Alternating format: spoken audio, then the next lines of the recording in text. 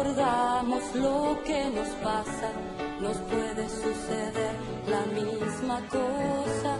Son esas mismas cosas que nos marginan, nos matan la memoria, nos queman las ideas, nos quitan las palabras. Si la historia la escriben los que ganan, eso quiere decir que hay otra historia, la verdadera historia. Quien quiera oír, que oiga. Nos queman las palabras, nos silencian y la voz de la gente se oirá siempre. Inútil es matar, la muerte prueba que la vida existe. Cuando no recordamos lo que nos pasa, nos puede suceder la misma cosa. Son esas mismas cosas que nos marginan, nos matan la memoria, nos queman las ideas, nos quitan las palabras. Si la historia la escriben los que ganan, eso quiere decir que hay otra historia, la verdadera historia. Quien quiera oír, que oiga. Nos queman las refugio y como indica la cortina, sí, de todos los miércoles en la tarde llega la columna de historia y lo tenemos nuevamente a nuestro profe Eduardo Barreto para que nos desburre por ahí o si no también nos refresque un poco todo lo que sucedió en sus tiempos aquellos. Y en este caso había quedado pendiente, ¿no? Hablar un poco la previa al golpe del 55, ¿no? De 1955, que fue el derrocamiento también de Perón y lo que fue también la masacre en la Plaza de Mayo, el bombardeo a la Plaza de Mayo. ¿Qué tal? Bienvenido nuevamente, profe, ¿cómo está? Buenas tardes. ¿Cómo va? ¿Cómo están ustedes? Bien, bien, bien. Vamos a hacer un arranque. Estuvimos, entonces, ¿no? sí, claro, estuvimos la semana pasada haciendo un raconto, recurriendo a la memoria colectiva vinculada con los sucesos que ocurrieron cuando se provincializó el territorio del Chaco. Así es. La sí. asunción de don Felipe Gallardo, la aparición e irrupción de las masas que conformaban el Partido Justicialista del Chaco, hasta prácticamente la asunción en el año 1953. Y bueno, esto se da en paralelo con lo que ocurre a nivel nacional, una situación que no es para nada fácil al gobierno nacional encabezado por el general Juan Domingo Perón, habida cuenta de que en el 52 se había muerto una de las mujeres más importantes de la historia social de la Argentina, como es Eva Perón. Sí. En el año 1952 se dio una de las mayores sequías de la Argentina en los últimos 100 años, y esto fue mermando la capacidad de manejo económico que tenía el peronismo a nivel nacional, que era producto de lo que había acumulado durante el desarrollo de la Segunda Guerra Mundial. Claro.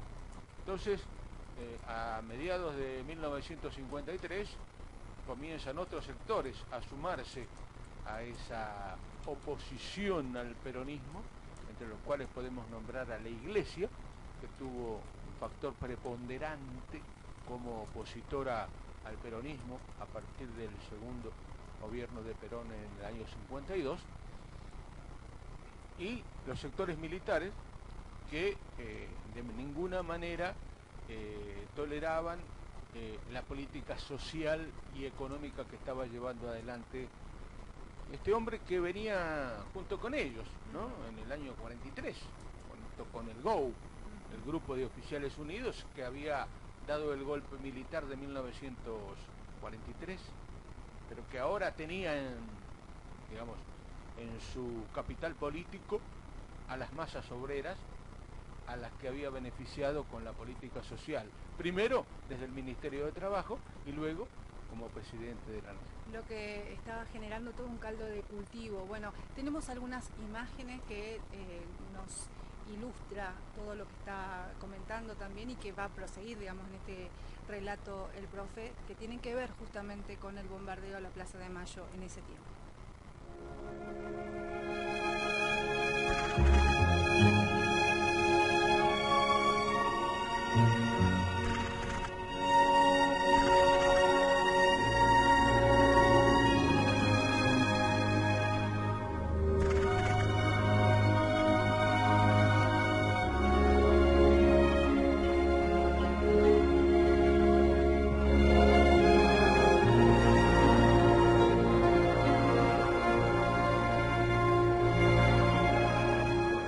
El gobierno del general Perón desarrolló una política original y revolucionaria, la doctrina nacional justicialista, que le permitió al país alcanzar la justicia social, la soberanía política y la independencia económica. El 16 de junio de 1955, un grupo de oficiales de la Armada y del Ejército se sublevó contra el gobierno constitucional del general Juan Domingo Perón. Con el claro objetivo de matar al presidente y derrocar al gobierno, aviones de la Armada Argentina bombardearon y ametrallaron la Casa de Gobierno y la Plaza de Mayo. A las 12:40 fueron arrojadas las primeras bombas sobre la Casa Rosada. Comenzaba así una de las jornadas más sangrientas en la historia de las luchas civiles de nuestro país.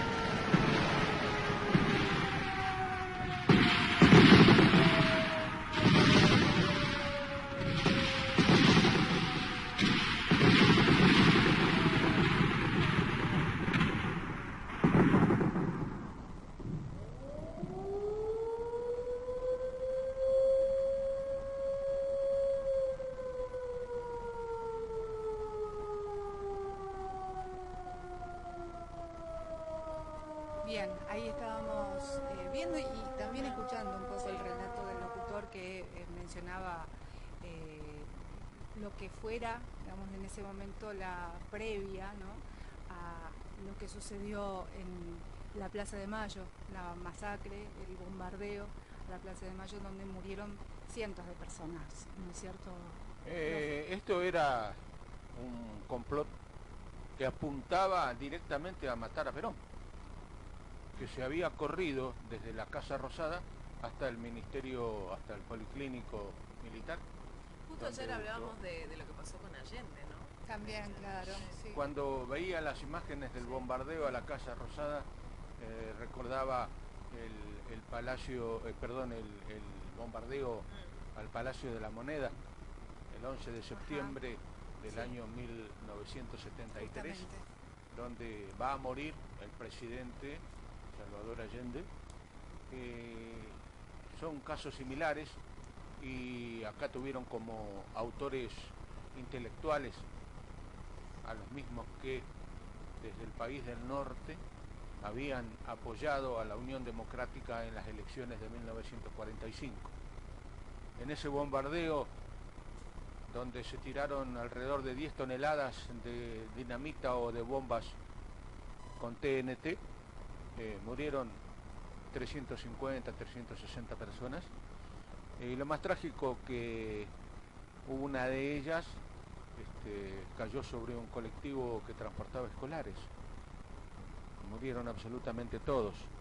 Pero este bombardeo tenía como objetivo no solamente matar a Perón, sino tratar de alguna manera anticipar lo que sería un momento trágico que ocurriría 2 meses después. Los bombardeos comenzaron a las 12:30 de la mañana, cuando en realidad tendría que haber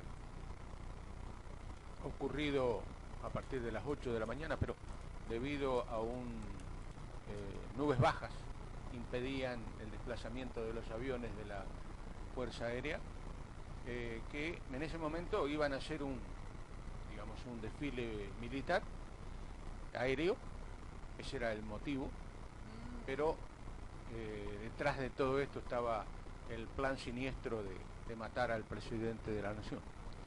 Esto no hizo sino encender la chispa de lo que iba a ocurrir desde el 16 de junio al 16 de septiembre de ese mismo año, porque ya nada frenó,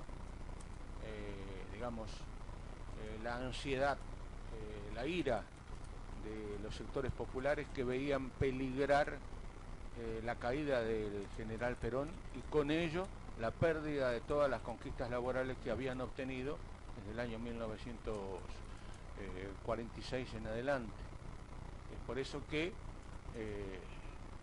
comenzó una etapa muy cruenta de nuestra historia y en algunos sectores se preparaban algunas milicias obreras para ofrecer al general salir a la calle para dar batalla contra el enemigo identificado por los partidos políticos tradicionales, la sociedad rural, la embajada norteamericana, el Jockey Club, etcétera, que, digamos, de alguna manera formaban parte de esta grieta tan profunda que se abrió mucho tiempo antes en el territorio argentino, pero que en esta época se profundizó, ¿no? Es por eso que en un sector, en un polo, estaban los trabajadores con la CGT al frente y por el otro lado estaban algunos sectores militares golpistas, más el apoyo cívico, religioso, empresarial, estudiantil, que le prestaron algunos sectores que no querían de ninguna manera la continuidad del gobierno del general Perón. Acá en el Chaco se da la particularidad de que don Felipe Gallardo había ofrecido a la CGT nacional la formación de milicias obreras que saldrían a la calle el día que alguien intentara tocar al general, como decía don Felipe Gallardo, y cuando se produjo la noche trágica del levantamiento en Córdoba de los golpistas militares, ellos en algún momento y en algún lugar del Chaco salieron a la calle y cuenta don Eduardo Jarque en una entrevista que le hicimos que frente al Cine Teatro Obrero allí se juntaron para repartir las armas que tenían y de alguna manera realizar la estrategia de defensa del gobierno popular. Muchos de ellos abandonaron esta zona y se dirigieron hacia la isla del Cerrito, en medio de los pantanos, en medio de los bosques que había, porque no había caminos todavía, ¿no? Pero bueno, esto despertó la suspicacia de los militares que estaban acantonados en la Liguria y que de alguna manera lo primero que hicieron fue querer saber dónde estaba el jefe de policía, el secretario general de la CGT y quienes comandaban a estas supuestas milicias que se daban solamente acá en el Chaco y en la Pampa, que eran los últimos territorios transformados en provincia. Y bueno, ellos de alguna manera hubo sectores que salieron a poner paños fríos para que no haya derramamiento de sangre acá en el Chaco, teniendo en cuenta de que si bien los obreros podían tener las armas, no tenían la preparación político, estratégico y militar como para poder enfrentar al ejército que estaba en la Liguria, ya con los camiones preparados para salir a la calle. Tanto es así que cuando el comandante de la Liguria lo citó a don Felipe Gallardo para poder conversar con él, entre comillas. Lo primero que le preguntó dónde estaba el jefe de policía, y don Felipe Gallardo le contesta de que jamás lo iba a decir, además no lo sabía. ¿Y dónde estaban las armas? Y tampoco sabía. Decía don Felipe Gallardo que iba a morir sin comunicar a nadie esto, que era un secreto entre los comandos peronistas que más fuerza tenían para llevar adelante esta lucha. Y bueno, don Felipe Gallardo terminó en la cárcel, y durante 3 días la familia no sabía dónde se había refugiado, dónde lo habían escondido, digamos, los militares, ¿no? Y el hombre que se ocupó de buscar dónde estaba detenido don Felipe Gallardo fue Monseñor Alumni, el obispo de Resistencia, que, a diferencia de lo que ocurría con los otros curas a nivel nacional, se colocó lo mismo que se había colocado antes Monseñor de Carlo, del lado del peronismo, del lado de los sectores populares. Él fue el encargado de hablar con don Felipe Gallardo, y cuando le preguntó qué era lo que quería que le llevara al lugar donde estaba detenido, don Felipe Gallardo le dijo: lo único que le voy a pedir es que me traiga unos cubiertos, porque hasta ahora estoy comiendo con la mano, ¿no? Y bueno, y don Felipe Gallardo recibió de parte de Monseñor Alumni una petaca que contenía ginebra, que Monseñor Alumni había llevado escondida en la sotana, y se le entregó. Esa petaca, hasta hace un tiempo atrás yo la vi en el Museo del Hombre Chaqueño, y se conserva junto a otros verdaderos documentos históricos muy importantes, como las medallas que fueron otorgadas al peronismo del Chaco, y otros testimonios que realmente valen la pena investigar para saber o para enterarnos un poquito más de qué manera cayó el peronismo acá en el Chaco. Claro. A nivel nacional no hubo derramamiento de sangre, por cuanto el general Perón, que un tiempito atrás había dicho que por cada uno de los nuestros que caiga, caerán 5 de los de ellos, y además había dicho, entre otras de sus célebres frases, cuando los pueblos agotan su paciencia, hacen tronar el escarmiento. Entonces todo el mundo pensaba que se iba a dar un enfrentamiento armado entre las tropas que obedecían al general Perón, los sectores obreros y populares, contra el ejército reaccionario de la futura revolución libertadora encabezado por Aramburu, Rojas, Lonardi, etc. No se dio ese enfrentamiento por cuanto el general Perón consideró que entre el tiempo y la sangre me quedo con el tiempo, dijo, ¿no? Y bueno, se refugió en una cañonera de la Embajada de Brasil que estaba amarrada en el puerto de Buenos Aires, y de esta manera el 19 de septiembre, o sea, la semana que viene, se van a cumplir precisamente el aniversario de la caída, abandonó el país, y esto dio lugar a que se desate la más cruenta persecución contra quienes habían acompañado en la provincia a don Felipe Gallardo, y en la nación al general Juan Domingo Perón, con un intento de, como dice Maristela Champa, o como dice el historiador Juan Carlos Torres, un intento de los sectores dominantes de la Argentina de desperonizar al Chaco.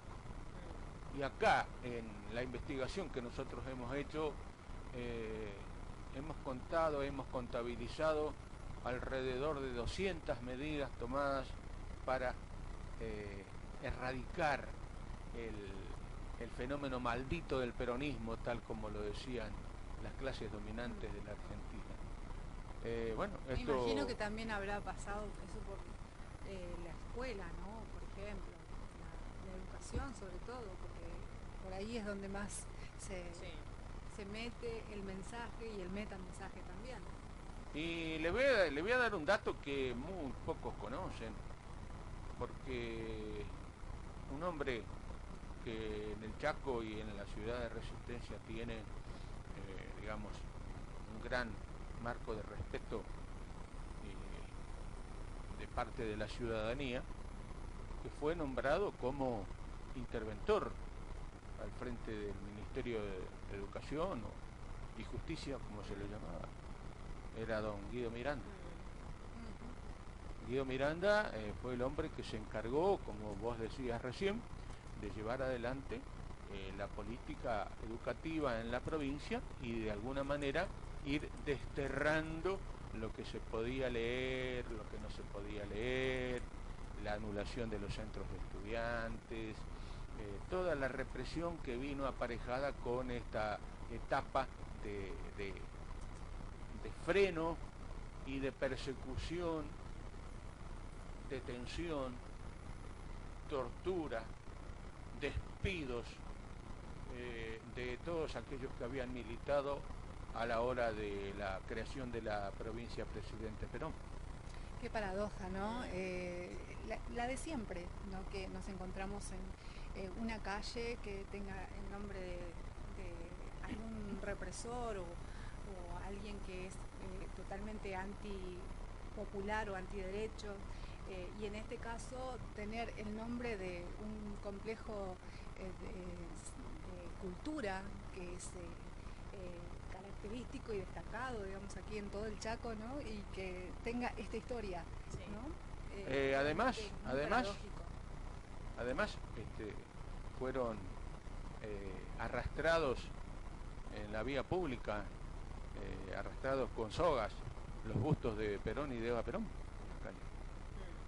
Se echó a todos los profesores y preceptores que trabajaban en el Colegio Nacional y en la Escuela de Comercio por simpatizar con el peronismo o por haber formado parte de su gobierno durante el periodo que va del 53 al 55. Centenares de presos en toda la provincia y además, y con esto termino, la perlita con la cual culminó el festín que se hicieron aquellos sectores golpistas y que aplaudían la llegada de las Fuerzas Armadas, y que fue la gran quemazón que tuvo lugar un mes después del golpe de Estado acá en el Chaco, que se hizo frente a la sede del Partido Justicialista, ahí en la avenida Rivadavia y Mitre, y donde se quemó todo lo que había sido la historia gremial, todo lo que tenía que ver con fotos, con símbolos, con carnet, con fichas de afiliación. Y ahí, en ese lugar que va a ser un recuerdo trágico para los peronistas y para quienes aman las libertades, precisamente, el lugar donde, según los militares, la hoguera salvadora venía a purificar de los malos espíritus que habían condenado al Chaco y a la Argentina en los últimos 10 años. Sí, la Santa Inquisición.